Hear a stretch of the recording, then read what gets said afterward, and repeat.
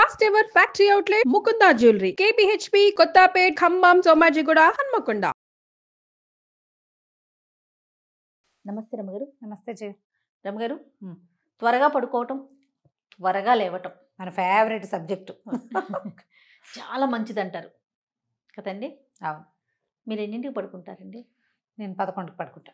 Okay. Morning 6 ప్రాక్టికల్గా తెలుస్తూ ఉందా మీకు? ఖచ్చితంగా తెలుస్తుంది జయ. 7:30కి లేచిన రోజున ఎక్సర్సైజ్ పోతుంది, యోగా పోతుంది, సొంత టైం పోతుంది, అని పోతాయి. ఉరుకులు పరుగులే. ఉరుకులు పరుగులు. ఒక 10 నిమిషాలు రిలాక్స్డ్గా కాఫీ తాగడానికి ఉండదు. తర్వాత పనులు వచ్చి నెత్తి మీద పడిపోతాయి.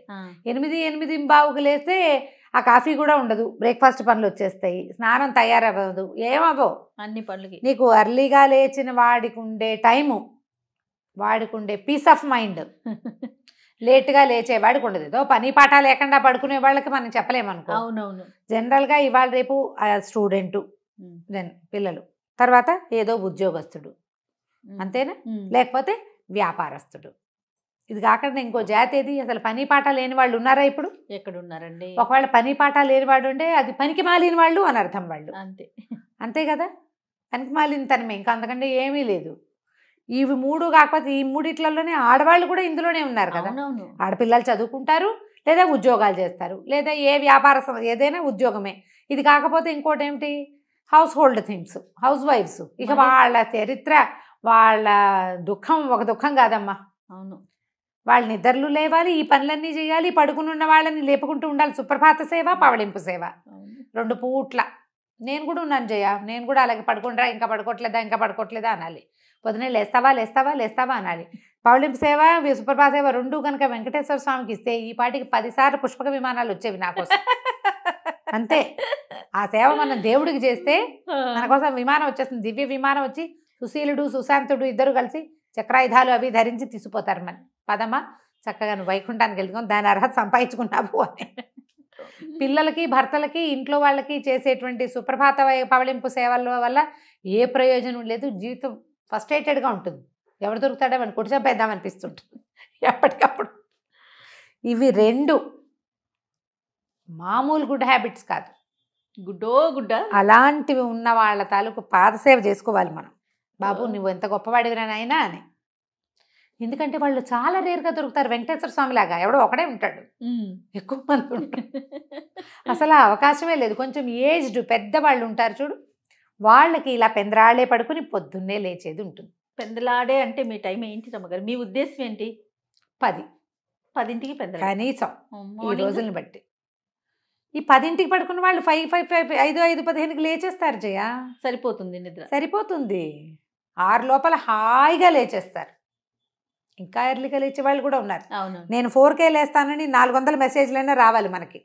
4K లేచే ఆడవాళ్ళు ఎంతమంది ఉంటారో. అవునవును. మగవాళ్ళు కూడా లేస్తారు. రన్నింగ్ రేస్కి, వాటికి వీటికి, జాగింగ్లకి వెళ్ళేవాళ్ళు, లేచేవాళ్ళు ఉన్నారు ఇప్పటికీ.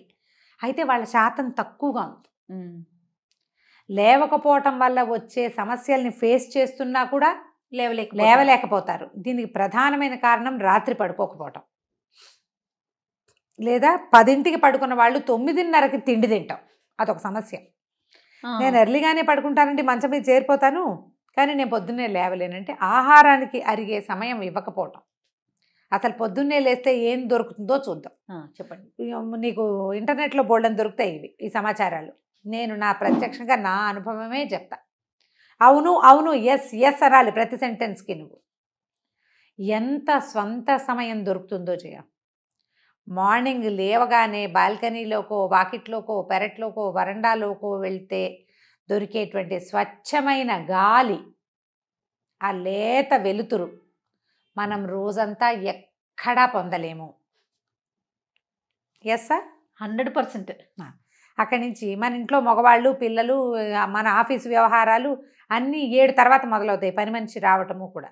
నువ్వు 5:30కి లేస్తే 5:30 to 7 ఈ సమయం ఉంది చూసావా, ఇది ఎవరిది? మనది. పూర్తిగా మన సొంత సమయం. అవును. నువ్వు ఒక్క పావు గంట ఆ గాలి వచ్చే చోట నిలబడి నువ్వు ప్రాణాయామం చేసిన, ఒక్క 10 నిమిషాలు స్ట్రెచ్చింగ్ ఎక్సర్సైజ్ చేసిన, ఒక్క 20 నిమిషాలు గాల్లో నడుచుకుంటూ వెళ్ళిన, నీ ఆరోగ్యానికి ఎంత బెనిఫిట్? పావు గంట బెనిఫిట్ ప్రతిరోజుకిను. అవునా? మరి ఇవి సాధించాలంటే ఏమిటి చేయాలి? అదే అక్కడి నుంచి ప్లానింగ్కి విపరీతమైన సమయం దొరుకుతుంది. మన ప్రతి డేకి ఒక 1.5 అవర్ ప్లస్ అయితే 24 గంటలకి ఇంకో గంట ఉంటే బాగుండు అనిపిస్తుందా మనకి? ఇంకో గంట ఉంది, మనం చెయ్యాలి, పొద్దున్నే లేస్తే ఉంటుంది. దాన్ని వాడుకోవట్లేదు, మనం వాడట్లేదు రాత్రిళ్ళు పడుకోపోవటం వల్ల. దీంట్లో ప్రాక్టికల్ ప్రాబ్లమ్స్ ఉంటాయి కొన్ని, ఆ తర్వాత చెప్దాం. ఇవి అయినాయా? తర్వాత మంచి బ్రేక్ఫాస్ట్ తినగలుగుతాం. హెల్దీ బ్రేక్ఫాస్ట్ టైము తొందరగా తినేస్తాము, హెల్దీగా తింటాము. మన తిండి తాలూకు సమయాలు పర్ఫెక్ట్గా ఉంటాయి. మనం పొద్దున్నే ఎంజాయ్ చేయగలుగుతాం అమ్మగారు, Enjoy ఏం తింటున్నాం అనే విషయం మనకు తెలుస్తుంది. ఎంజాయ్ చేయాలి, ముఖ్యంగా ఆడవాళ్ళకి నేనైతే అది అనుకుంటాను. మనకి సమయం దొరుకుతుంది, ప్రధానమైంది. సో ఇప్పుడు ఇవన్నీ కుదరవు అని చెప్పే వాళ్ళకి జనరల్ కారణాలు ఏముంటాయంటే, రాత్రి లేటుగా పడుకోవటం, వాళ్ళకి లేట్ నైట్ క్లాసులు, లేట్ నైట్ మీటింగులు, లేట్ నైట్ ఇవి. పైగా వివాహం కొత్తగా పెళ్ళిళ్ళైన వాళ్ళు భర్తలు రాకపోతే భార్యలు వేచి ఉంటాం, భార్యలు బిజీగా ఉంటే భర్తలు వేచి ఉంటాం, లేదా భార్యాభర్తలు ఇద్దరూ కలిసి ఎక్కువ సమయాన్ని గడపటం, వీటితోటి రాత్రిళ్ళు పడుకోకపోవటం. ఇంకొంచెం ఎర్లీగా దానికోసం ప్లాన్ చేయడానికి వాళ్ళ ఆఫీసులు పర్మిట్ చేయవు. ఇవి చెప్పడానికే బాగుంటాయండి, చేసేటప్పుడు భలే కష్టం అనిపిస్తుంది. ఇంకొకటి చెప్పలేదు రమ్మగారు, మర్చిపోయారు మీరు ఒకదాన్ని. ఫోను అది స్క్రీన్ అంటే టీవీ. టీవీ కూడా తగ్గిందేమో అనుకుంటున్నాను నేను. ఫోనే ఎక్కువ, ఫోన్లే ఎక్కువ. అలా ఒకదాని తర్వాత ఒకటి, వన్స్ ఏదో స్టార్ట్ చేస్తాము ఏదో ఒక విషయానికి, అది అలా వెళ్ళిపోతుంది, టైం అయిపోతుంది. నేను చూస్తానా ప్రతిరోజు నేను 9:30, 9:40 అవ్వగానే ల్యాప్టాప్ పెట్టుకుంటాను. ఏదైనా చదువుకోవాలి, నా సమయం అది. అక్కడి నుంచి 11, 10 నిమిషాలు తక్కువ 11 లేదా పావు తక్కువ 11 దాకా చూస్తాను, దాంట్లో ఉంటా. అప్పుడు లేచి మెల్లిగా పాలతో పెట్టాలు, మంచినీళ్ళు తాగటాలు, ఏదైనా ట్యాబ్లెట్ వేసుకునేది ఉంటే ఏబీ కాంప్లెక్స్ వేసుకోవటాలు, తలుపులు వేయటాలు, ఇవన్నీ ఒక 20 నిమిషాలు పడతాయి. అప్పుడు వచ్చి పడుకుంటాను. ఈ పావు తక్కువ 10 నుంచి 11 లేదా 10 పావు తక్కువ 11 లోపల గంట ఖచ్చితంగా ఇక నేను ఏం చేయను, అదే పని చేస్తాను, ల్యాప్టాప్ మీదే ఉంటాను, చదువుకోవటమే. ఇక నేను ఆన్లైన్ ఉన్నానని తెలిస్తే నాకు ఎన్ని మెసేజ్లు వచ్చేస్తాయి, టింగు అంటూనే ఉంటుంది ఫోన్, అది వస్తూనే ఉంటుంది. నేను ఊరికి హాయ్ అమ్మ బాగున్నారా కూడా నా సొంత టైం అది. ఇక ఈ హాయికి నేను ఆన్సర్ చెప్పకపోతే కుదరదు, వాళ్ళ కష్టంతో వచ్చేస్తుంది. ఏమిటో ఆన్లైన్ సొంత టైం అనే విషయం గెస్ట్ చేయలేకపోతారు కదా రమ్మ గారు. ఇప్పుడు మార్నింగ్ అవర్స్ అనుకోండి, ఎవరు ఆ టైంకి లేవరు, వదిలేస్తారు. ఈవినింగ్ అనేసరికి ఆల్మోస్ట్ దాన్ని బట్టి అర్థమవుతుందా నైట్ అంతా లేట్ గా పడుకుంటున్నా. అక్కడి నుంచి 9:30కి జనరల్ గా ఏదైనా చదువుకునే క్లాస్, మేము చిన్న గ్రూపు భగవద్గీత ఓమంటాం, ఇక భగవద్గీతలే తెలియదు, ఈ మెసేజ్లు వచ్చేస్తుంటాయి. నేను ఆన్లైన్ ఉన్నట్టు కనపడుతుంది కదా, అదే అనుకుంటా. నేను ఇప్పుడు వీళ్ళకి ఆన్సర్లు చేస్తుంటే నా టైం, నా నిద్ర టైం ఒక అరగంట వెనక్కి వెళ్ళిపోతుంది. గుడ్ నైట్లు చెప్పేవాళ్ళు కూడా ఒక 30 మంది ఉన్నారు జయ, కనీసం. ఎందుకు నువ్వు గుడ్ నైట్ చెప్పకపోతే నేను పడుకోను? నీ టైము వేస్ట్, నా టైము పాడు. ఇవి తగ్గించుకోండి కాస్త కనీసం. ఇది నాకు చెప్పొద్దని నేను అంటలేదు, కానీ జనరల్గా ఎవరికైనా అక్కర్లేదు, మనకంత ఫార్మాలిటీస్ ఎందుకు. గుడ్ మార్నింగ్ ఫార్మాలిటీ అక్కర్లా, గుడ్ నైట్ ఫార్మాలిటీ అక్కర్లా. ఫ్రెండ్స్తో మాట్లాడాల్సిందే. మహేష్ తాలో ఊపుతున్నాడు, ఫ్రెండ్స్ పలకరించరా మేడం, మీరన్నీ ఇలాగే చెప్తారు అని డైలాగ్ అనమాట. ఎన్నిసార్లు పలకరిస్తావు, ఎంతమందితో పలకరిస్తావు, ఎందుకు అంతా? ఊరికే హలో అను, నిద్రపో కంటి నిండా. అది రేపొద్దున నీ ఫ్రెండ్స్తో నువ్వు హాయిగా ఉండేందుకు నీకు ఒక పావు గంటని ప్లస్ చేస్తుంది. మన ఆరోగ్యానికి చాలా ఉపయోగపడుతుంది. ట్రై చేయాలి. పైగా ఈ బ్లూ స్క్రీన్స్ చూడడం వల్ల రాత్రి పడుకునే నిద్ర హాయిగా పట్టదు. అవునండి, అవును. పైగా లేట్ నైట్ పడుకునే వాళ్ళకి ఎంతసేపు ఏదో ఒకటి మంచిగా అవి తిందాం అనిపిస్తుంది, ఆకలిస్తుంది, తోచక తింటారు, అవన్నీ అసిడిటీ ఫామ్ అవుతుంది, రాత్రి నిద్ర పట్టదు, అర్ధరాత్రి లేచి కూర్చుంటారు. పైగా అర్ధరాత్రి నిద్రలేస్తే ఫోన్లు తీసే మహానుభావులు ఇంకొంతమంది ఉంటారు. తోచక ఒక్క 21 రోజులు టైం పెట్టుకుని, జనరల్గా మీ టైం 12 అనుకోండి, దాన్ని 11 చేయండి. 11 అనుకోండి, కనీసం 10:15 చేయండి. ఓకే. ఈ 30 గంటని రేపొద్దుటికి ముందుకు జరపండి. దీనికి ఈజీ మెథడ్ ఏంటంటే, పొద్దుటి పూట మనం రోజు 7కే లేస్తున్నాం, 6:15కి 6:45కి ఒక అలారం పెట్టుకోండి కొద్ది రోజుల పాటు.